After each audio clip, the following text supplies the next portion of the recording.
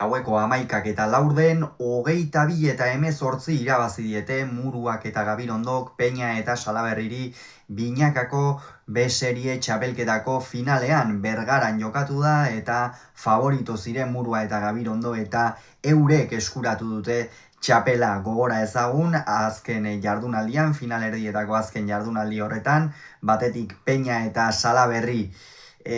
irabazle izan zirela Dario eta Lozaren aurka Loiun eta Loiun bertan ere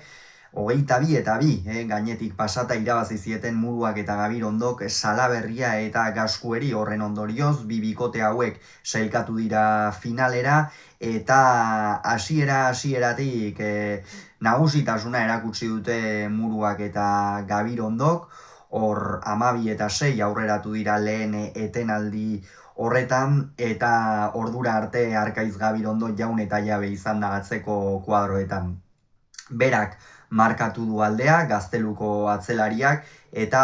aipagarria da Murua eta Gabirondorentzat gaurkoa zela profesionaletako lehen finala, eta zeinen ongi erantzun duten, izan ere ez da sekula erraza izaten final bat jokatzea, eta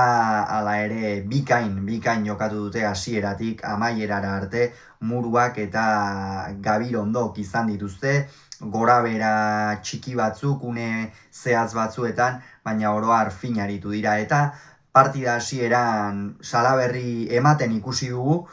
baina asko galtzen ere, eta horrek ere markatu du aldea. Zalantzak baziren noski, ea esku horiek nola erantzungo zuten, behin kantxara aterata logikoa den moduan inolako aitzakiari gabe kantxaratu da Ruen Salaberri,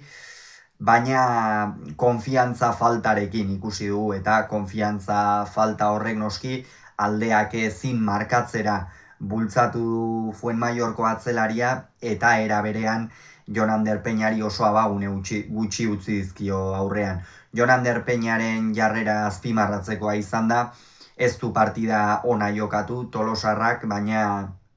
oro har alduen guztietan sartu da, saiatu da bere horretan, baina izan dituen aukera apurretan lehen zatian behintzat ez da bat ere fin aritu. Bigarren zatian ordea gauzak aldatu dira apur bat, 10 eta 14 ere hurbildu dira Peña eta Salaberri, eta oraingo honetan Jonanderren ezker gantxoak funtzionatu du, sakeak azpitik egin ditu, aipatzekoa baita ere Arkaiz Gabirondok zeinen ongi eutsi dien Peñaren sakeei, azpiko pilota horiek hainbat atzelarirentzat ez baitira bat ere errazak, eta gaurkoan Arkaitz oso ongi moldatu da sake horiek eramaten, eta gero egia da bueltan etorri zaionean hor izan duela inspirazio une bat, asmatu duen une bat, eta hor kinkalarrian jarri dituzte urdinak, baina une erabakigarrietan bai Peñak zein Salaberrik biek ala biek gehiegi galdu dute, eta hor egon da norgehiagokaren giltza. Muruak ere ez du distira handiko partida jokatu, gainera lotuta ikusi dugu zenbaitetan zentzu handirik gabeko jokaldiak egiten, Anderrek berak badaki ez, edo bazekien finala irabazteko behar bada asmatu beharra zeukala, baina asko asmatu gabe ere Arkaitz Gabirondoren aparteko lan baten ondorioz finala azkenerako 18 eta 14 jarri da. Ordurako jada apur bat konfiantza galduta zeuden Peña eta Salaberri. Ruen aipatu dugu moduan oso azkar hasi da pilota galtzen, eta gainera aurretik zalantzekin baldin bazatoz, eskuetako zalantza horiekin eta abar gainera gero hori gertatzen bazaizu, ez da sekula parte honekoa izaten, kontua kontu hor ez dira hurbildu ere egin markagailuan bitantora bai hasiera horretan, baina gerora aldean diarekin irabazten joan dira, 4-5 tantoren aldearekin ia 1 eta 20 eta 16 joan dira, azkenerako 18 ere egin dizkiete, azken zati horretan gainera Arkaitz Gabirondo nekatuta ikusi dugu, eta hor atera zezaketen behar bada gorriek zerbait, baina azkenerako 22 eta 18 gehiago izan dira. Ruben Salaberri galtzaile ikusi dugu partida hasieratik, Arkaitz oso ongi, uste dut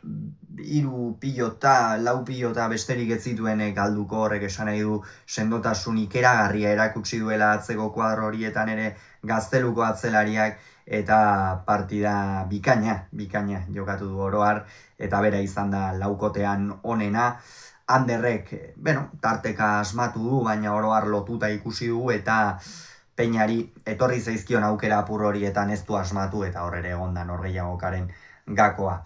Kontua kontu, 22 eta 18, Murua eta Gabirondorentzat lehen txapela merezitakoa, txapelketa hasieratik nagusitasuna erakutsi zuten favorito izan zitezkeela, finalerdietan nagusitasun hori areagotu egin zuten 3-3 partida irabazi, eta gainera hirurak nagusitasun handi xamarrarekin, batez ere lehenengoa eta hirugarrena, eta azkenerako markatu ez bigarrena galdu egin zuten, egia Dario eta Lozaren aurka, bai, aipatu dut 3-3 baina ez 3-2 irabazi zituzten, Dario eta Lozaren aurka galdu egin baitzuten, baina irabazitako biak nagusitasun handiz irabazi zituzten. Eta, horixe, Peña eta Salaberrirentzat kolpea, Jon Ander Peña badakigu, lehen mailako pilotaria dela, goi mailakoa, baina bigarren mailan azpitxapeldun izan da. Hala ere txapelketa ona jokatu du Jon Anderrek, Ruben Salaberri ibili da irregulartxeago esku horiekin, eta ez du zorterik izan aurtengoan Fuenmaiorkoak, eta ikusiko dugu orain Salaberri eta Gabirondo bestelako zereginetan ariko dira. Buruz buruko txapelketa datorren honetan, Peñak Mari Ezkurrenaren aurka jokatu beharko du, eta Muruak beseriekoa jokatuko du, beraz ze emaitza lortzen dituzten pilotari hauek hurrengo hilabeteetan. Gogoratu, Muruak eta Gabirondoko 22, Peñak eta Salaberrik 18 Bergaran, Murua eta Gabirondo binakako beserieko txapeldunak dira.